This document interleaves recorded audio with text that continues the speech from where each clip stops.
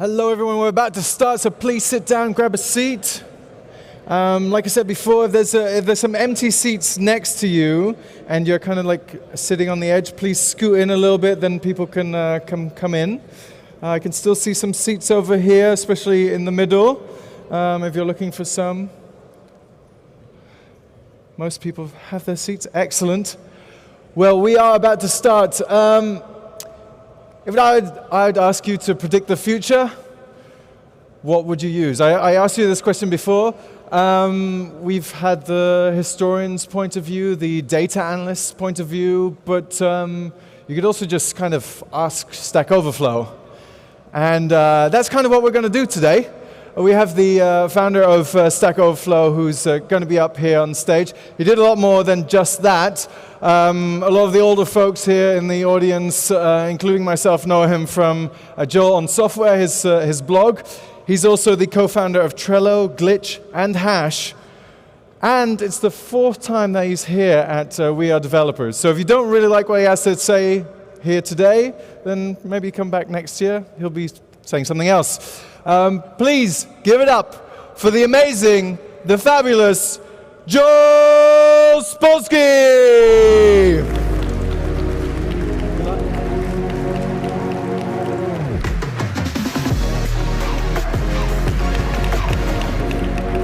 Thank you.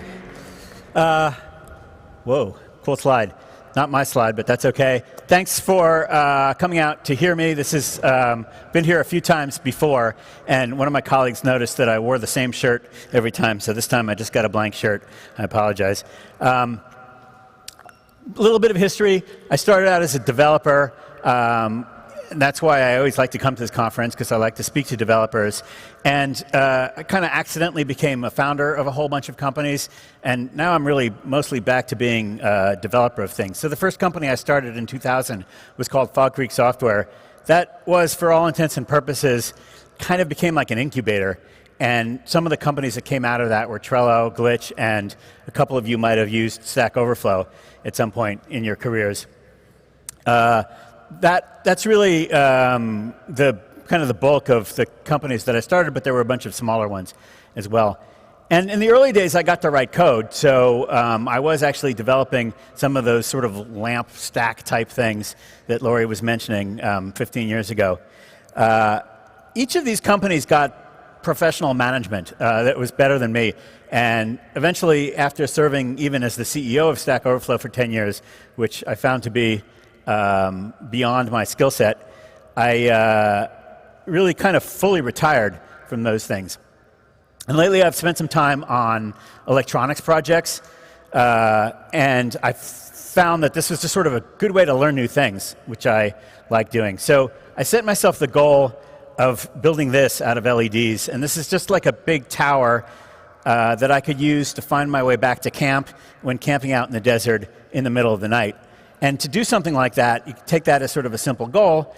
To build something like that, you need to learn a bunch of stuff. And I had to learn electronics and schematics and electronic design. I had to learn how to design PCB boards and embedded systems programming, which was C++, which is perfect for that. This is my desktop right now. And as you can see, compared to a developer's desktop, there's kind of a bunch of hardware that you need. Got an oscilloscope there and a power supply and whatever things I'm soldering or building at the time. So when the COVID lockdowns hit, I suddenly discovered that I could not go into the lab. I was stuck in my apartment. And I realized that I needed some kind of project that I could do all from one laptop wherever I was. So I had to go back to being just a regular old web programmer. I had some friends that needed a particular website, and so I said, I'll build that for you. That looks really easy. This is the website that I eventually built, and it's very simple. They're just, all those cards are just information about camps that are submitted by different individuals. And it's really simple. This is like a one-table, simplest possible CRUD app. It's the kind of thing that if you take a web programming class, this is your final project, and you're supposed to do it in 4 hours. And the number of fields are very limited. There's just a bunch of fields there, and there's one picture which you can upload. And I thought this was going to be really easy. Now, I had taken a big gap of time off of programming for at least 15 years that I hadn't tried to build something like this. I was convinced that this would be a million times easier because of all of the amazing abstractions and frameworks and libraries and tools that everybody has been building for the web, for building things on the web over the previous years. And that was essentially the point of Laurie's talk. But boy, was I surprised. Because as soon as first of all, I tried to find Emacs, and everybody told me, no, just Visual Studio. We don't have Emacs anymore. And that was okay. But then I sort of discovered that even figuring out what tools to use and what libraries and frameworks to use and how to start building this thing was much harder than it used to be. Picking the tools was hard. Finding the good tools was hard. People told me to use JavaScript and React, and they were right. That was the right choice. They also told me to use AWS Lambda and DynamoDB, and they were like, not so right. That was not a great experience. But it still worked. It was OK. I wouldn't use those again. That was sort of the first problem that I hit, and that was just sort of a long period of time of just casting around in the dark. A bunch of people that haven't used all these products are telling you which ones to use, and I've got to somehow figure out which one to use. Second problem I had, I think faces all developers today, including new developers, especially new developers, is the learning curve has gotten much steeper, I guess. There's more stuff to learn. I'll give you a couple of simple examples. The first example is in JavaScript.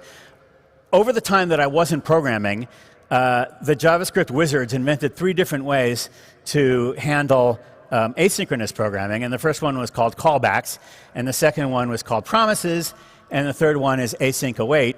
And I didn't even realize that those were like different things or how to use them. But essentially, in modern code, even though I think people tell you async await is the best, you kind of have to learn all 3, because you will find yourself using a library that uses one of those things. And you have no choice but to learn all 3 methods to do what is fundamentally the same thing. And so it just takes much longer to learn the minimum that you need to do that one thing with your programming language. I think if you were at Professor Strusup's talk this morning, there was something on one of his slides which illustrates this very vividly, which is that the minute you make a string in the most modern version of the C++ programming language, the second you type double quotes, you get a traditional C string. And a traditional C string has the problem that it cannot be compared for equality, which is a basic thing that you expect out of strings. And so, in fact, to write modern code that has string literals in it in C++, you immediately have to learn about an old, obsolete string format that is no longer recommended for anything, just to make it that far. And in fact, you really do have to learn about gigantic areas of history in order to write code in modern systems. But the real problem comes back to abstractions, and that was also something Professor Strusup spoke about, which is an abstraction that is supposed to make life easier for you, and when it does, that's great, but most of the time it leaks. A leak is a situation where the code is supposed to help you with a problem, and it gets you 99% there when you use the library or the framework, and the last 1%, you're kind of on your own. And in fact, at that point, you realize you have to go learn a whole bunch of stuff that the abstraction used to be supposed to be hiding from you, and it takes you longer to write that last 1% than the first 99%, because the abstraction wasn't good enough. The first one that I hit, and this is like almost too ridiculous to even describe, but I didn't want to, in the old days when we wrote websites, if you wanted users to log in, you had a username and a password, and you stored those in a database. Hopefully you encrypted the password, and that was it. But then you had to write all this other code, like I forgot my password, send me an email to remind me, or to change it. Make sure that the password is secure, blah, blah, blah. There was a lot of stuff like that, create an account. And there's a nice abstraction for this, and the one that I chose to use for my website was just to let Google handle the login, because I only have like 30 people using this website. So they all have Google accounts. Let's just use the Google login capability. And in fact, that was unbelievably easy, and it was very, very abstract. It uses something called OAuth 2, and you just say, hey, Google, log on my users, and just tell me their email address in a secure and reliable way, and you take care of all that other stuff. And it did it, and I got it done in like 15 minutes, and that was fantastic. And then after a couple of days of testing, I discovered that if you use this method of logging on your users, they will automatically be logged off after 15 minutes. And I thought, that's crazy. And I thought, there's going to be a configuration option. I'm just going to change it to 2 weeks, or 2 years, or 27 years, because I don't need my users to be logged off after 15 minutes. That's annoying. And I dug into this, and I couldn't find such an option. And I dug in further and further and further, and discovered, and this blew my mind, but some of you may have encountered this, that if you want your users with OAuth to stay logged on for more than 15 minutes, you have to use a different thing called JWT, I think, and I don't remember what it stands for right now, and I think it's pronounced Jute. And with JWT, you have to store things, and it used to be cookies, but now it's local storage, and there's 2 kinds of local storage. And this is all stuff that I had not even learned out before, because it was like 3 levels below me on the stack, and I shouldn't have had to care about that. And it took me a week to figure this out. An extra week of coding time just to let my users stay logged on for more than 15 minutes, which blew my mind because it was the smallest part. It was just that last 1%. And that's very, very, very, very typical when you're using one of these nice abstractions that's supposed to make things easier for you, is that suddenly you have to go back and learn a bunch of other stuff to get the final part that you really need right. And this is sort of the surprising part of my experience. And if anybody in here has been writing websites for that long, you can kind of confirm or deny this, but I actually think that back in 2000, when I was creating websites in VBScript, which is the world's worst programming language, it's an abomination that was created in a week by mistake, and I was creating these websites, I think I was about as productive then as I am now. I don't think that I created this website. It took me longer, but I was learning things. But I think even if I had to do it again, the productivity gains just weren't there. And it's surprising to me that so much work has been put into so many developer tools, and we're still somehow at that low level where it takes the same amount of time to create that same basic website with one friggin' table. So I guess what my talk is really about, again, is abstractions. I think that's what I'm talking about. And I came up with this one slide, which is sort of, let's make up a sanity test for code abstraction, Web Developer Edition 2022. And I'm going to, if I come back and speak here, I'm going to ask this question every single year. And there's just 2 questions on my sanity test. Number 1, when was the last time you as a web programmer had to deal with the components of an address? Street 1, Street 2, city, state, zip, country, phone, where you're like copying and pasting those things. How many times have you written that code where you've defined some data structure that has all that stuff, and you're sanitizing all that input, and now you got to make a form where the users supply an address, and you're back to making Street 1, Street 2, city, state, zip, with a drop down, and the country with a drop down that starts with Afghanistan for some reason. And why are we still writing this code? And how many people in this room have written that code? Just raise your hand if you've written it. Look around you. That's friggin' embarrassing. We have subroutines, people. We have libraries. Second thing, which also really surprised me, which is the minute that you want your user to upload an image as opposed to typing some text, well, that's a whole different world. And so the way you upload that image and where you store it is different. You can't just stick it in your database. You have to upload it, and people were like, go ahead and put it in S3. So now you have a very, very simple form, but it just happens to have one of the fields happens to be an image, and now all of a sudden you got to use a completely different set of tools and learn a whole new set of things. And it is sort of shocking to me. I knew file uploads were hard in 2000, but I thought that particular part of the browser would have gotten better, and it hasn't. Now, here's a slide that I stuck in here, but then Lori said the same thing. If you believe GitHub, you think that the way we're going to get more productive over the next 10 years is that GitHub Copilot will type code for us based on I don't know what. And so every time I need to create Street 1, Street 2, Street 3, or whatever, and that whole thing, or upload an image, I'm going to just sort of invoke the magic AI, and I'll just get another blob of code, which I will cut and paste, Stack Overflow style, into my code. And that's a really bad, that's a really bad idea. Because literally, first of all, some of that code is pretty bad. But secondly, if it's something, and Lori said this, and I'm just going to repeat it because it's important. If it's something that can be predicted, like this is what the code is going to look like. If you want to do this thing, you need this code. That should have been, I'm just going to say subroutine because it's a word that we invented in 1950. But it could be a framework or a library, or it should have been built into your programming language. But your work as a developer should be getting terser and less verbose. You should not be repeating big blocks of code that other people already used. We're not builders, darn it. Okay, enough about that. Let's move on. I'm going to start entwining two different worlds, the developer world and the user world. All right, developer abstractions. When developers do create abstractions, some of them are really good. By the way, React is a really good abstraction. You will not, if you start using React, ever kind of have to drop down and just do something with raw cookies or whatever. You're going to be safe for a while, and that's not always the case. Similarly, Kubernetes, you're not going to have to go buy yourself a power cable and worry about whether it's 110 or 220.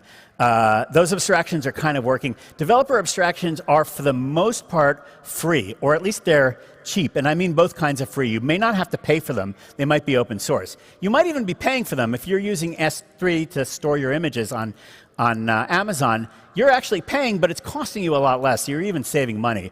But they're also free in the sense that they give you freedom, liberty, and you're not being constrained in the kind of code that you can write just because you use an abstraction. And so that's nice and useful. But a user abstraction, by users I mean I'm just a human being and I want to put things on the web, and I want to publish things, and I want to use the World Wide Web. And what are user abstractions? So let me give you sort of some examples of it. A developer abstraction might be something like Kubernetes. A user abstraction might be something like an event. I'm going to have an event. I'm going to put on a conference, and I want people to come to it. And a non-abstract way to do that for the user is to type p tags and image tags, in other words, to create some raw HTML. But that's not really what we want to find on the web, and this is not a useful way to represent an event on the web. What we really want is something like maybe schema.org, where you've got the actual address, the actual date and time in some computer-readable format that's reliable and consistent. That's a better way to have an event show up on the web, but you can't tell your end users to go do this. They're not going to understand this. So you have to give them an interface to create this. In other words, you need to give them an abstraction. So this is what we want. This is what users want to do when they want to create. The developers' abstractions are relatively free. So even though in 1995 we might have started out with just some HTML, as developers we now have higher level things like React, like Kubernetes. The kind of things that users want to do with HTML are things like publishing an event, or publish your CV or a resume for the Americans in the room. You want to describe where you've worked so that employers can find you and hire you. Or you might want to publish a thing like a blog post. And then there's like 5,000 examples of stuff that you might want to put on the web, a photo, an image, a video, or whatever those things are. Okay? So even though the developer abstractions are free, the non-developer abstractions are like paid, kind of, and how are you paying? The point being that it is private companies generally that provide those user abstractions, and they do so in what I'm going to go ahead and call a commodified zone. Commodified is a word that I just made up, and all it means is that there's trade, there's business, people are buying and selling things in that zone, and it's usually like eyeballs. It's usually not you're buying the ability to publish your resume. It's usually going the other way. And the commodified zone, where we sort of forced the users, we didn't really give them a choice, because to the end user, there aren't really free and easy to use abstract tools for publishing an event, or for publishing your CV, or even for publishing a blog post, honestly. Those tools all happened in some kind of commodified zone, where you, or the user, is really the product. Now, the problem with the commodified zone, let's look first at the practical problem with the commodified zone. And by the way, let me just stop and say, I'm not against commerce or people buying and selling things, and this is not like, let's go to, everything should be open source and everybody should own everything. I'm not saying that. That's a very useful, like the buying and selling of things is a very useful way for markets to function, so let's go ahead and keep that, please. But the problem is that the users who are using these things do not have interests which align with the vendors, the people that control those commodified zones. And so essentially what they want is different, and so they get kind of different results. So if you need to publish an event on the internet, what you want is for the people that are likely to come to your event to benefit from it, to find out about it, and to be able to go to it. And that's what you want when you're publishing an event. I know somebody who's published now over 1,000 events and for a group that he runs, and he publishes them on Facebook because he has sort of no choice. And that's easier, and that's where the abstraction of how to publish an event exists. That's more abstract than make an HTML page and FTP it to a server that you bought.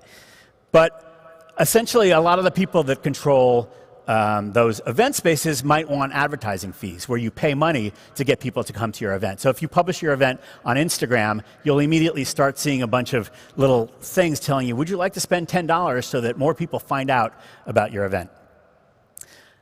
At least that's fair. At least you're charging the right person.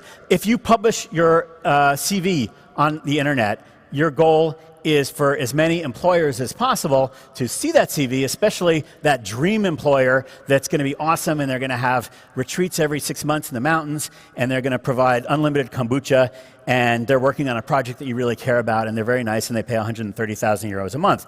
And so that's great. That's what you want with your CV, and that's who you want to find it. So you put it on LinkedIn, because LinkedIn is the place where everybody puts their CVs, because they give you an abstraction where you can publish a CV instead of just HTML. And LinkedIn actually is getting paid by the employers, and it's getting paid by the employers who search in order to message people.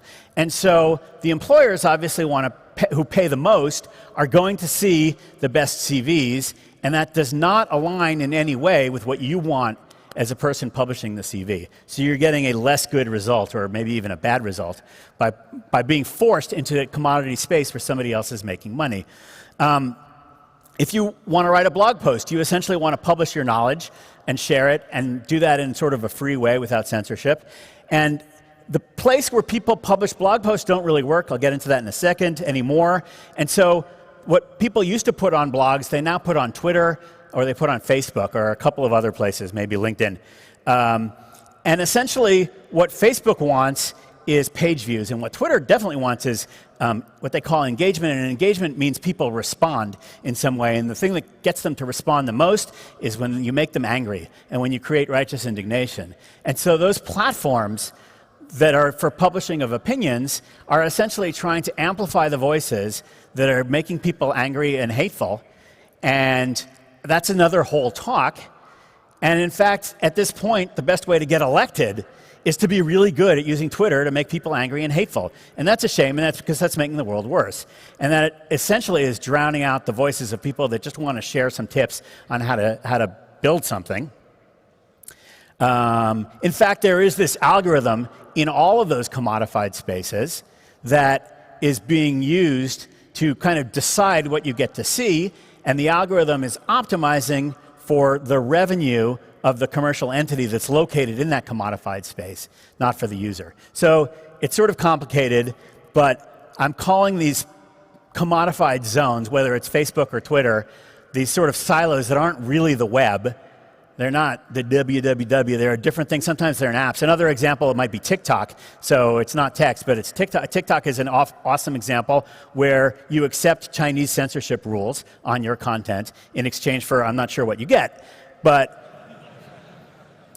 And I'm calling those things not the web, but the shitty web. It's a less good version of the web. It's a version of the web where you're kind of getting exploited, and the things don't align with you. And in fact, what I kind of wanted to say is that these things that are called commodified spaces essentially become shitty, and we need to understand why if we're going to reverse this process. What did I mean? There's nothing wrong with the commodified space. It's just going to crowd out human relationships. I'll give you two examples. And I'm going to use my terms very specifically because I'm not against commerce and I'm not against free markets. I'm in favor of those things. However, the minute those things enter a space where they didn't used to exist, they will crowd out human beings. Let's take a really simple example. You go to your friend's house. Your friend gives you coffee. You then say, thank you. And you have a conversation and you talk about your day and you hug each other and you have a nice experience with your friend. Now, you go to a coffee shop. The barista gives you coffee. And now, what do? You don't say thank you. You can say thank you. You don't talk about your day, certainly. You just pay with a credit card. You go boop, and you're done. And the boop, the commerce that just happened, absolves you of all requirements to have a conversation, to have any human relationship. In other words, the actual act of paying is there to eliminate the need for human engagement. And in fact, if you go to a cafe in the morning on your way to work and you try to talk to the barista will be very annoyed because, number one, they are not getting paid to talk to you. And number two, there's a line of people waiting for their coffee who also want to pay money, and we need them all to get their coffee quickly and pay money in order to pay the rent here. And so, in fact, it is discouraged and not wanted to have a human interaction in a paid coffee shop. But at home, that's fine.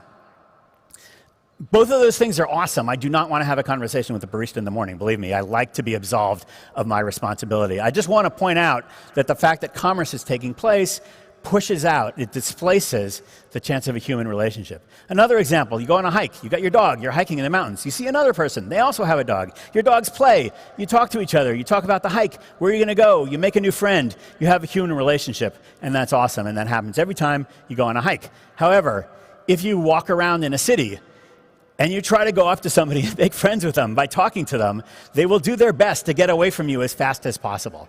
And the reason they're running away from you, and in fact, if somebody comes up and talks to you on the street, anything you can do to make them go away is what you're going to do. Mostly you just try to ignore them and keep walking, your head down.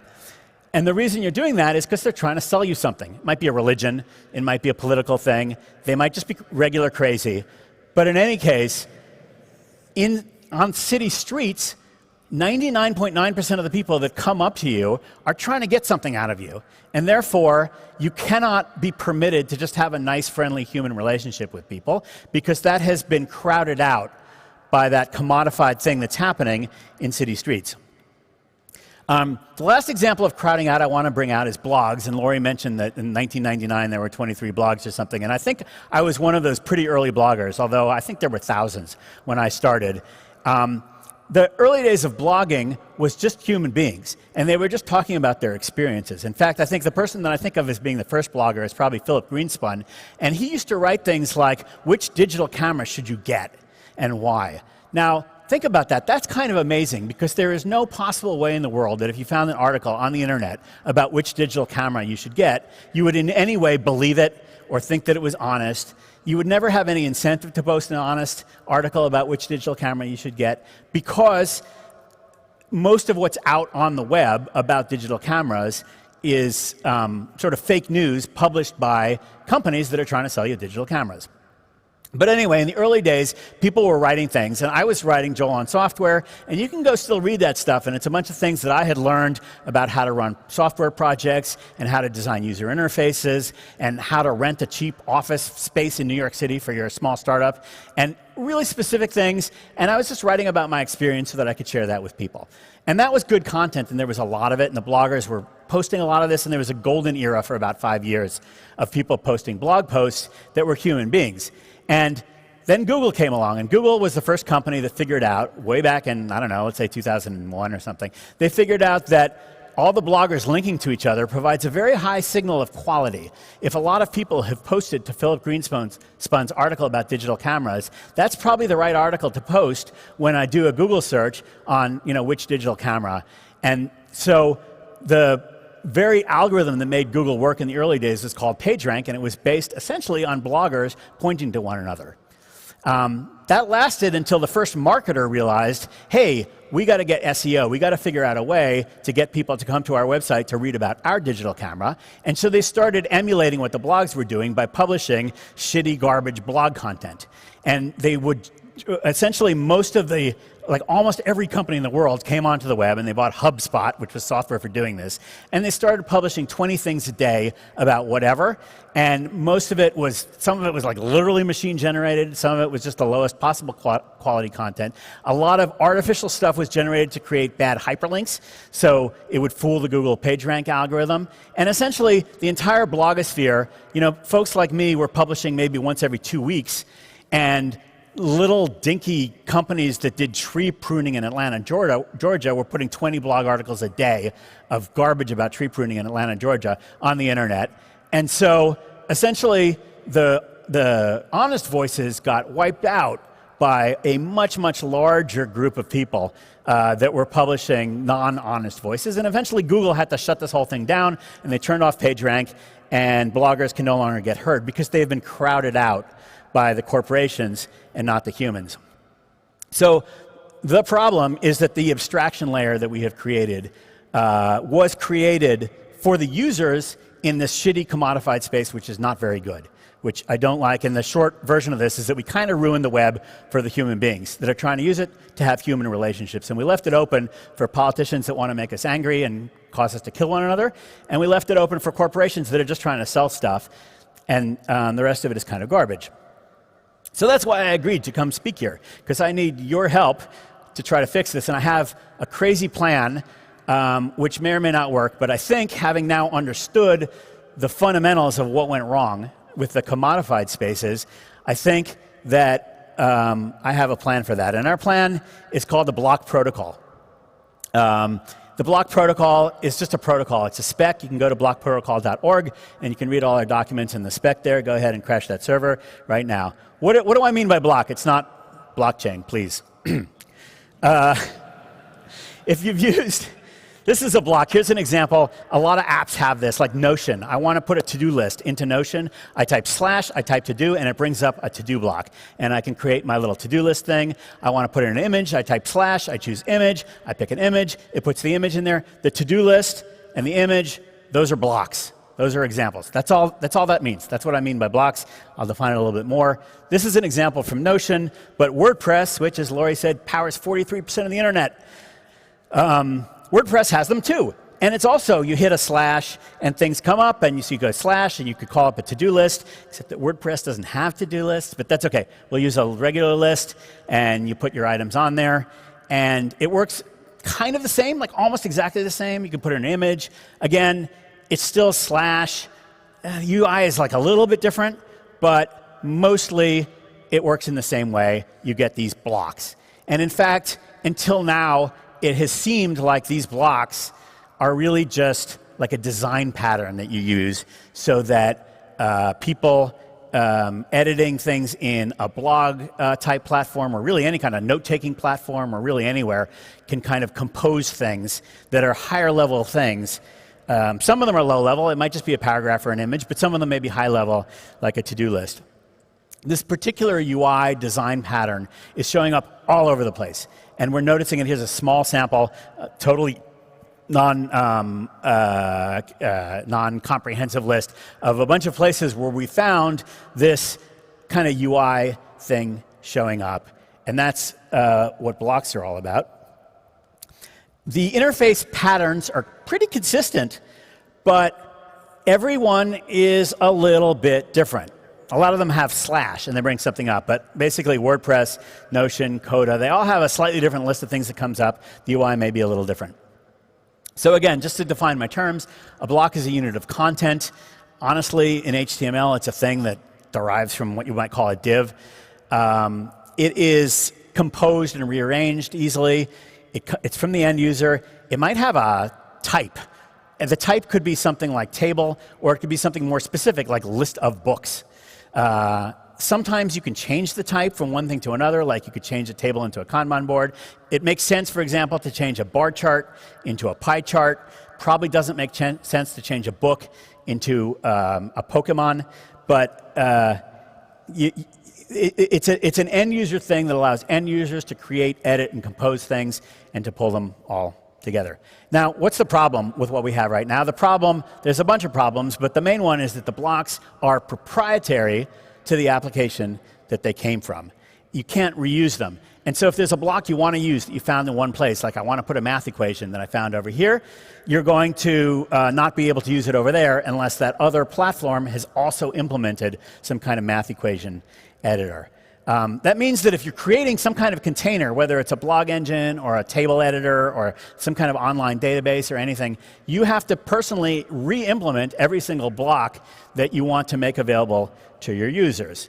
And that means that they all get implemented in a slightly different way. So many of these platforms have a Kanban board that you can insert, and they all look a little bit different, and they have slightly different user interfaces, and they're all really, really basic compared to like a real Kanban board or something like Trello, because there's no way that every one of these developers of every one of these platforms is going to be able to catch up with all the work that the Trello team did to develop Kanban boards. And so the users don't get a lot of options. They get 30, 50, maybe 70 blocks that you had time to implement, but they don't have a lot of choices of what they can sort of insert. And similarly, the data then becomes non-interoperable. So if you have inserted a Kanban board on Notion, you can't cut and paste that into some other kind of application. That thing, the best cut and paste you're ever going to get is, what is it, Option, Shift, Command, R, whatever, screenshot, take a screenshot. And in fact, at this point, the only kind of cut and paste that we have left is screenshots, because there's no real data type underlying those blocks on any of those platforms, and they're certainly not consistent across. So we have a whole bunch of blocks. They are proprietary. There's no reuse. Every container. The solution, obviously, is a protocol.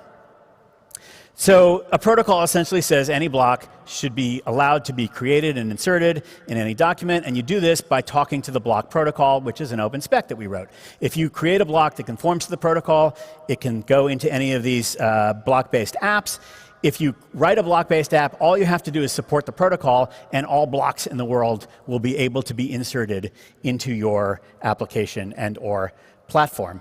Obviously, you want to store the data about your block somewhere. It's got some state. The state is stored in the application. If something changes, the user changes a block in some way, that needs to be transmitted to the application. And blocks need to be able to talk to one another a little bit, pending security concerns that you may or may not have.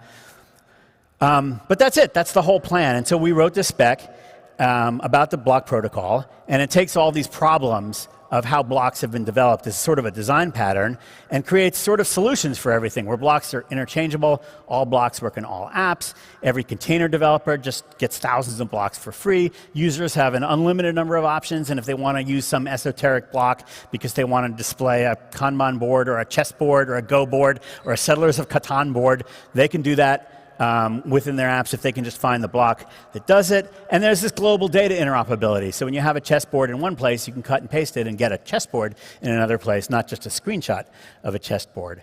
So the idea is that all these applications can just bring up the same menu, essentially, showing sort of the worldwide list of blocks. Now, I want to remind you why this is connected to the first thing of my talk.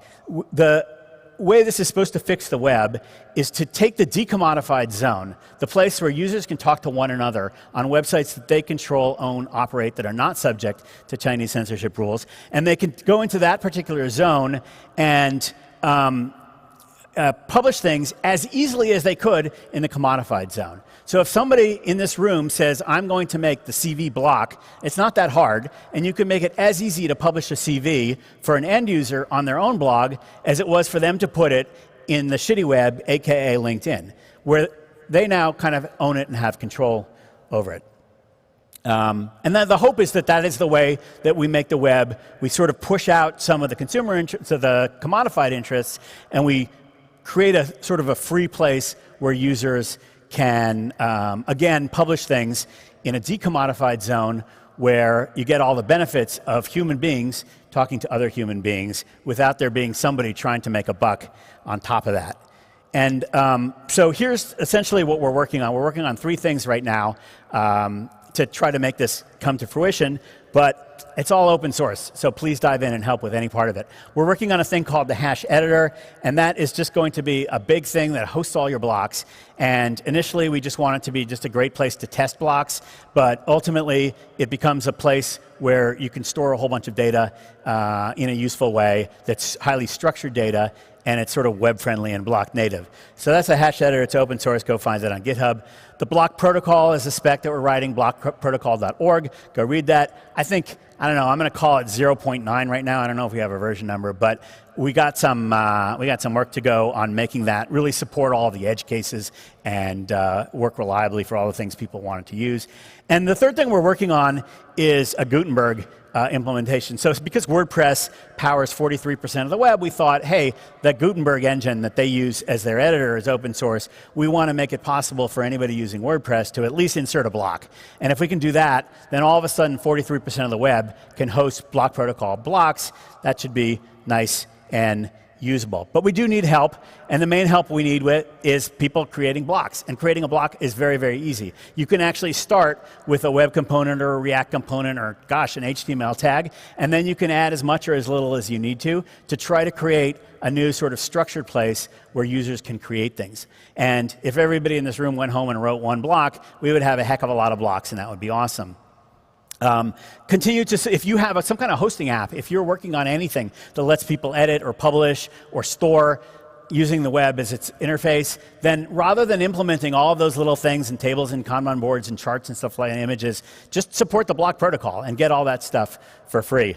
And third, we really need help getting the protocol right because, again, there's a million edge cases and it's hard to get all of these details right, especially in a user kind of facing framework. And so go ahead and dive in and hang out with us on the GitHub issues and join in the Discord and tell us where we made mistakes in the specification so that we can make the first official version of the block protocol specification really cover all the edge cases and the use cases. And my hope is, hey, we're at the beginning of our journey right now, but if what I'm saying is right, the way to get everybody out of the shitty web of Facebook and Twitter where it's just like anger and the shitty world of like LinkedIn where the wrong people are seeing your CV and you're getting the wrong job offers, the way to get everybody out of that is to get people back into a decommodified web where people control their own stuff, and that'll be awesome. And in order to do that, we have to make it easier for users to publish on the decommodified web than in the shitty web,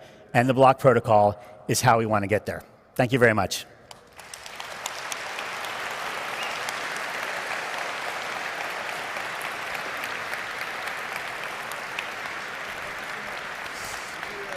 Stick around for some Q&A. Sure, I could take a couple of questions. Let me see.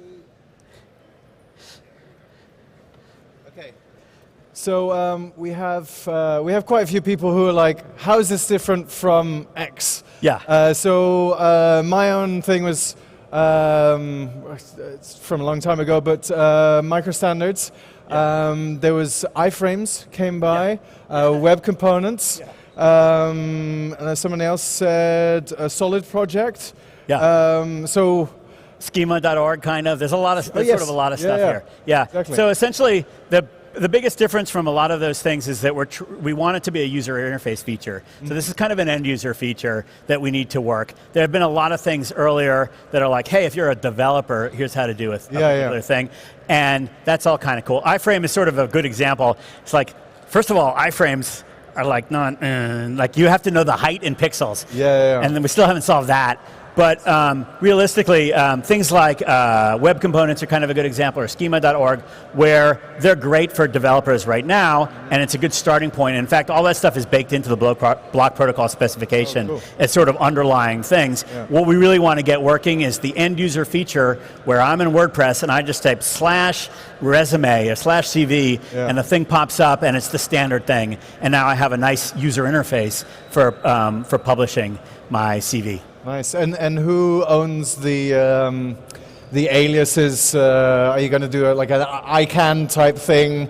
Are you the registry for? We'll have a registry, but I mean the idea is that it's going to be like 100% an open protocol eventually, and so we'll maintain a registry at hash of blocks that you can easily find and publish them. Yeah. But over time, essentially, the idea is this should just be as open as possible. As possible. Somebody. Fabio asks, is Trello going to utilize the block protocol? See, I can't speak to Trello. I'm not friends with the folks at Atlassian anymore, and all my friends have moved on to different jobs. Trello would be an awesome kind of supporter of that thing. In general, if I had to predict the future, which I'm very bad at, I would say that probably you will see more new applications as they come out. We'll decide it's probably worth our while to support blocks from day one to save a lot of time, whereas an old establishing application like Trello probably won't find it cost effective to retrofit that on their older architecture. Eventually it'll come around, but I think it's got to be sort of more of a standard before the existing players jump in.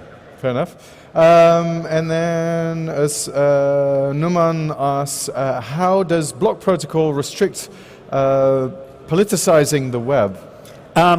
It's not so much that it restricts politicizing the web, it's that it allows you to publish things as a user that you want to put on the web without getting in somebody's box. Right. Essentially, without getting in the trunk of, if I want to publish an event, I have to put it on Facebook, and now I'm subject to what Facebook considers their censorship policy. If I want to publish photographs that everybody can read on the web, I have to find some kind of online gallery, and they probably have all kinds of policies which I may or may not want to subject myself to. And if I want to publish my resume or my LinkedIn thing, I'd rather put that on an open web and have some kind of open protocol for people to find it, rather than put it in LinkedIn where there's a commodified sort of buying and selling of my of eyeballs onto my CV. Perfect. Yeah. Well, I want to give you give him another thank you. Thank you so much, Joel. Thanks. That was great. Cheers. Thank you.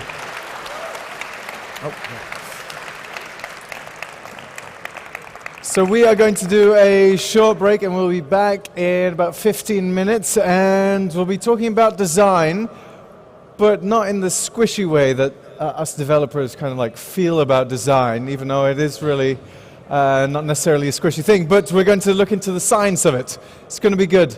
See you all in a bit.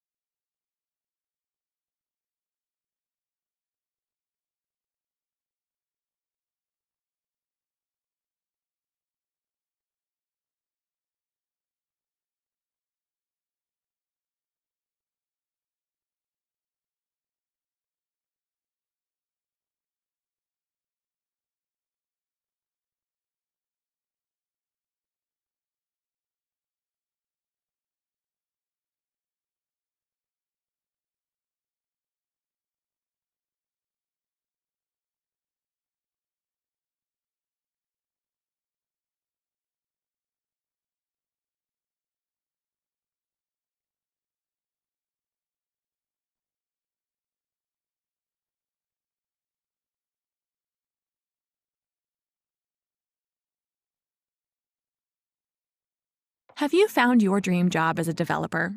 Or are you stuck in an unfulfilling job? On WeAreDevelopers,